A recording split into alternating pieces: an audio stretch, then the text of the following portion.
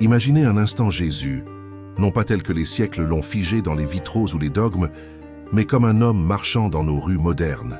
Il croise des musulmans en prière, des juifs discutant autour de la Torah, des Africains dansant au rythme de tambours sacrés. Que ferait-il? Les éviterait-il? Les jugerait-il?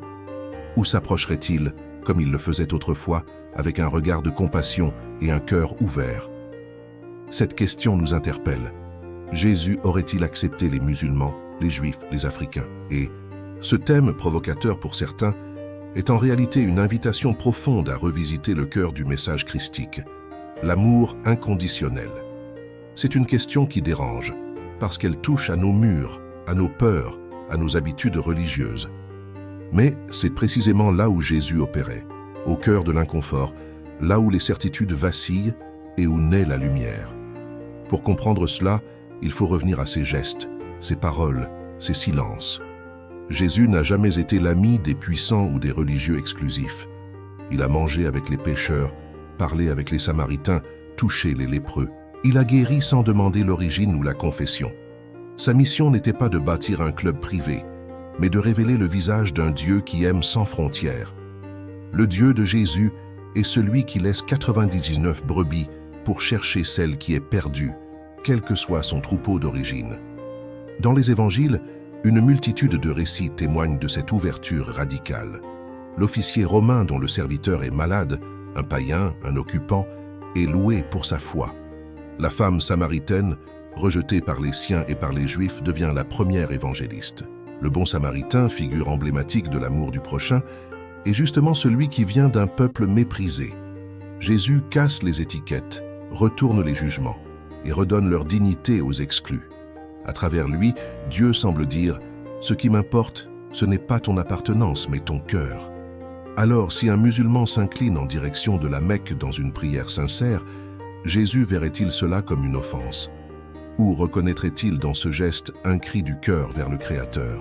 Et si un juif danse avec la Torah lors de Simat Torah, célébrant la parole avec joie, Jésus tournerait-il le dos? Lui qui a dit « Je ne suis pas venu abolir la loi, mais l'accomplir », n'honorerait-il pas cette fidélité? Quant aux Africains, avec leur foi expressive, enracinés dans une spiritualité vivante, Jésus ne serait-il pas ému par la sincérité, la chaleur, la profondeur de leur relation à Dieu? Mais à mesure que l'on avance dans cette réflexion, une autre question surgit. Pourquoi avons-nous tant de mal à imaginer un Jésus qui embrasse la diversité religieuse et culturelle du monde? Pourquoi cette image dérange-t-elle autant, même chez ceux qui se réclament de lui? Peut-être parce que, au fil des siècles, nous avons façonné un Jésus à notre image, enfermé dans nos catégories, dans nos dogmes, dans nos appartenances. Nous avons oublié que Jésus n'était pas chrétien. Il était juif, enraciné dans une tradition ancienne, mais son message débordait cette tradition. Il ne l'a pas nié, il l'a accompli, et en l'accomplissant, il l'a ouverte. C'est là le cœur de sa mission, ouvrir les yeux, ouvrir les cœurs, ouvrir les chemins vers Dieu.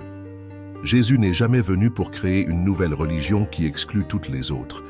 Il est venu révéler le visage du Père, ce Père qui fait lever son soleil sur les bons et les méchants, qui fait pleuvoir sur les justes et les injustes. Un Père qui aime sans condition, sans carte de membres religieuse, sans préférence ethnique, et cela dérange, car cela renverse les hiérarchies, les privilèges spirituels que certains voudraient s'accaparer. Souvenons-nous de l'épisode où Jésus se retrouve face à une femme cananéenne. Elle n'est pas juive, elle vient d'un peuple païen. Elle crie vers lui pour que sa fille soit guérie. Les disciples veulent la faire taire. Jésus, lui, commence par lui répondre durement « Je ne ai été envoyé que aux brebis perdues d'Israël. » Mais la femme insiste. Elle ne lâche pas. Et Jésus finit par s'émerveiller de sa foi. Il la bénit. Il guérit sa fille. Encore une fois, c'est une étrangère, une païenne, qui devient un modèle de foi.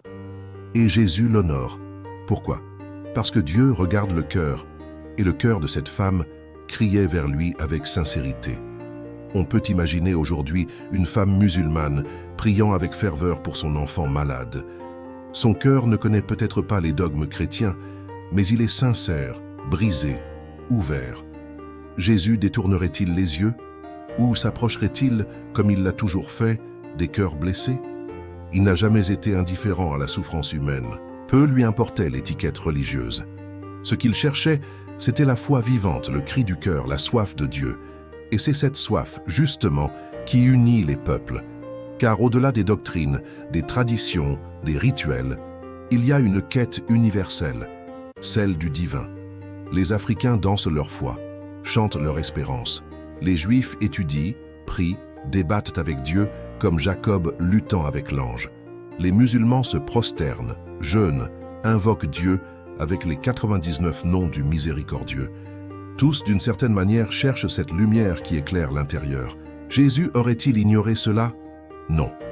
Il aurait reconnu dans chacun de ses gestes un écho de la présence divine. Car il disait « Celui qui n'est pas contre nous est pour nous ». Il y a une scène fascinante dans l'évangile de Jean. Les disciples reviennent d'un village samaritain où ils avaient été mal reçus. Ils demandent à Jésus « Veux-tu que nous commandions que le feu descende du ciel pour les consumer ?» Jésus se retourne et les réprimande sévèrement. Il refuse la violence religieuse. Il refuse l'exclusion. Il refuse l'idée que Dieu punit ceux qui ne sont pas avec nous. C'est une leçon capitale. Jésus n'a jamais béni la haine religieuse. Il n'a jamais autorisé qu'on brûle ceux qui pensent autrement. Et pourtant, combien de fois l'histoire du christianisme a trahi ce message en justifiant les croisades, les persécutions, le colonialisme? Combien de murs avons-nous construits en son nom alors qu'il passait sa vie à les abattre? Jésus, lorsqu'il meurt sur la croix, pousse un dernier cri. « Père, pardonne-leur, car ils ne savent pas ce qu'ils font. » À qui s'adresse-t-il? Aux soldats romains, aux religieux juifs, à la foule?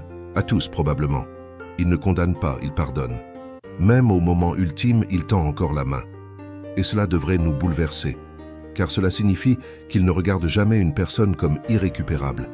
Il voit toujours plus loin que nos apparences. Il voit l'âme. Il voit ce que nous pouvons devenir, pas seulement ce que nous sommes. Alors oui, Jésus aurait accepté les musulmans, les juifs, les africains, non pas en niant les différences, mais en reconnaissant en chacun une parcelle du divin, une image de Dieu. Il aurait mangé avec eux, parlé avec eux, écouté leurs histoires, pleuré avec eux. Il aurait aimé leur foi, même incomplète, leur quête, même imparfaite. Car c'est cela qu'il a toujours fait. Il a aimé les gens tels qu'ils étaient, pour les élever, non pour les rejeter. Mais attention, cela ne veut pas dire que tout se vaut.